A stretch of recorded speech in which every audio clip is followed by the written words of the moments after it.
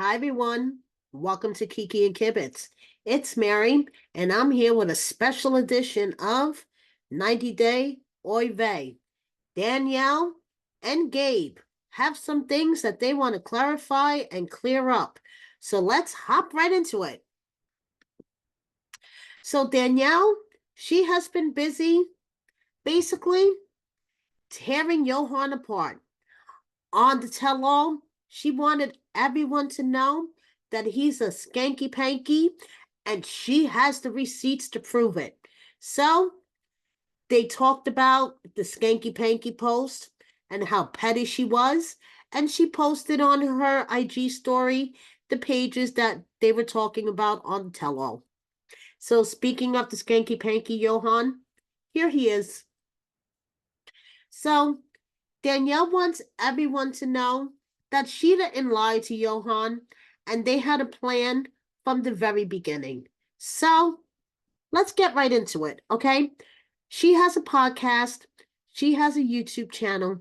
I'm going to link it in my description, okay? Because Danielle gets really, really upset when you use her content, okay? So, Danielle, I'm doing a review of your last podcast episode.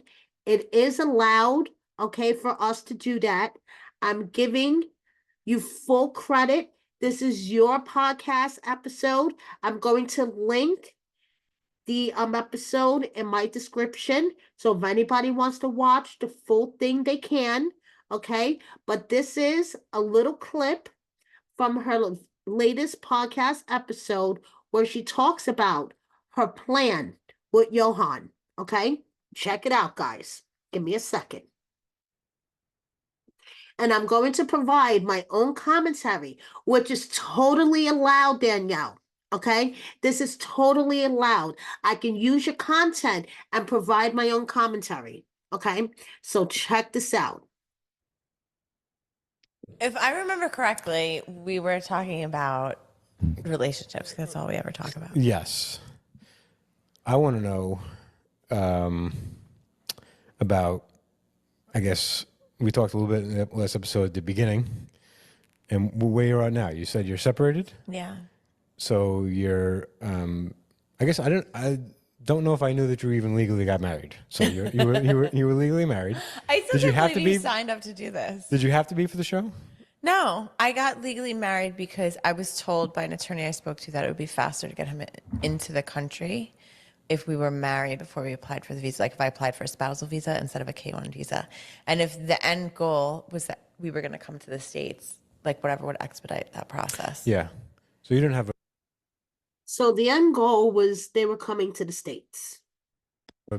a goal to live in the States, but you thought you'd want to come and go. So our goal was to have a place in the States and have a place there and go back and forth. That was the long-term goal. And so when Johan and I had first met, like a week after I met him, right when I got back to the States, I applied for his tourist visa. Like I filled out the whole application online. I sent him the money, paid for it. He had to take like this payment, print out this piece of paper and go to a particular bank to pay for it. And we realized when he went to do that, or at least I realized when he went to do that, that the consulate was closed because it was during COVID. And so in Dominican Republic. So she intended on bringing him to the States. Their long-term goal was to have a house in the DR and a house in the States. So eventually he would need some type of permanent visa to be in the States. Okay, that's what I understand. Republic, their consulate in particular was closed for like 2.5 years. So the goal was that he was going to come on a tourist visa in the beginning, and then we would figure it out from there. And then once we realized the consulate was closed, that plan had to change. Okay. That's never covered in the show. Really? Yeah, so that's part of the reason why I'm a villain. It's like a big part of the whole process. Part of the reason why I'm such a villain is because season 4, it's like I tricked him to think that I was getting him to the U.S., but really I was never going to apply for a spousal visa, and I was just going to move to DR, and he was going to have to live with it. And so that's part of the reason why everyone hates me. I mean, there's a lot of reasons, but like that.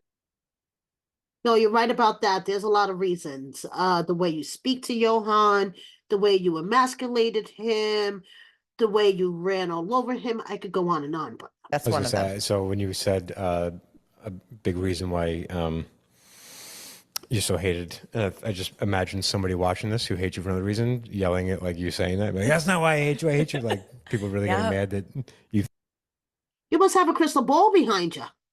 think. What's going on? Okay, so that is Danielle clarifying her ultimate plan with Johan. Okay, Gabe and Isabel, on the other hand. Now, I have been noticing this myself, okay? Gabe is back in Florida, and he's been there for quite a while. And he's been hanging out with people like Danielle and Amber and Daniel from Love in Paradise and Danielle again and Razvan. And he's been, you know, doing his thing, hanging out with his mom and his sister, doing the brunch thing. Meanwhile, Isabel is in Colombia celebrating her birthday alone with Milo the dog and the kids. And I'm like, what is going on? And, Gabe is looking snazzy with his hair and glasses.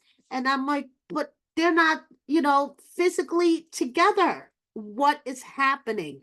Well, Gabe made his own YouTube video for his own YouTube channel. I'll leave that one in the description box too. Here's a clip. What's going on with Gabe and Isabel?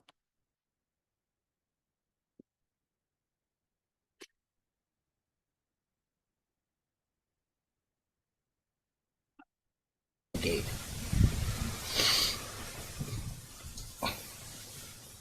So I'm not gonna really get into the details because it's gonna be a very, very long video. But long story short, I lost my phone in Colombia, and somebody managed to hack into my phone, cleaned out my bank account, so I had like 32 cents in my bank account. That is fucking crazy. Everything was gone. Everything's gone. So whoever took all my money, they had a very good day. We actually found out that they were buying a whole bunch of stuff on like a delivery app. A lot of bottles of liquor, a lot of bottles of aguardiente, a lot of just ridiculous things. They were having living it up on Gabe's money.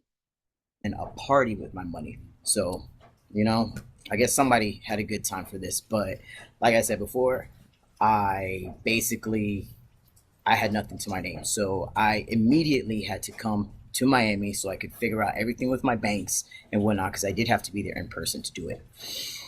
Now, we spoke to my lawyer, and she reassured us that, oh, well, you don't have your visa yet, but it'll be fine because your visa is processing. However, when I got to the airport, that was not the case. They said that I actually have to pay a fine because I overstayed my visa, and that I cannot come back until the next calendar year, starting January. So I believe I was there for.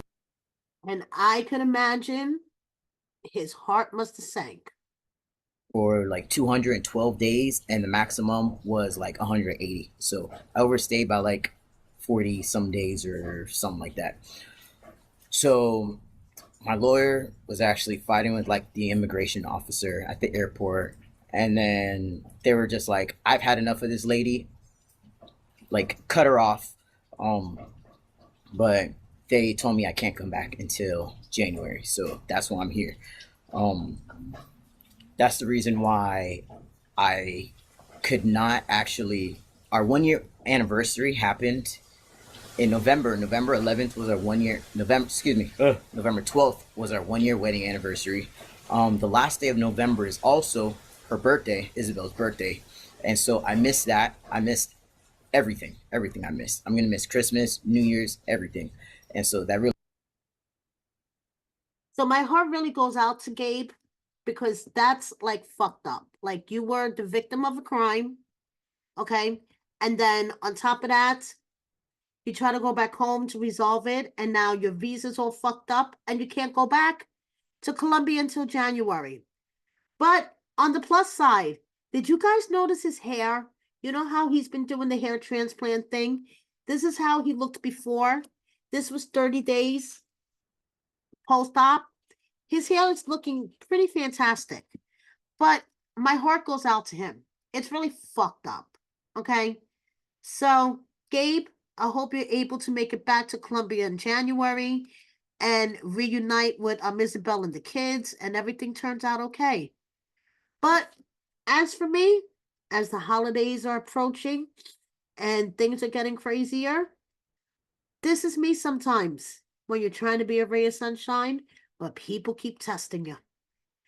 Thank you so much for watching me. Please subscribe if you don't already. Hit that like button. Share my video with a friend or 10. And please consider joining my membership. Thank you so much. See you next time. Bye.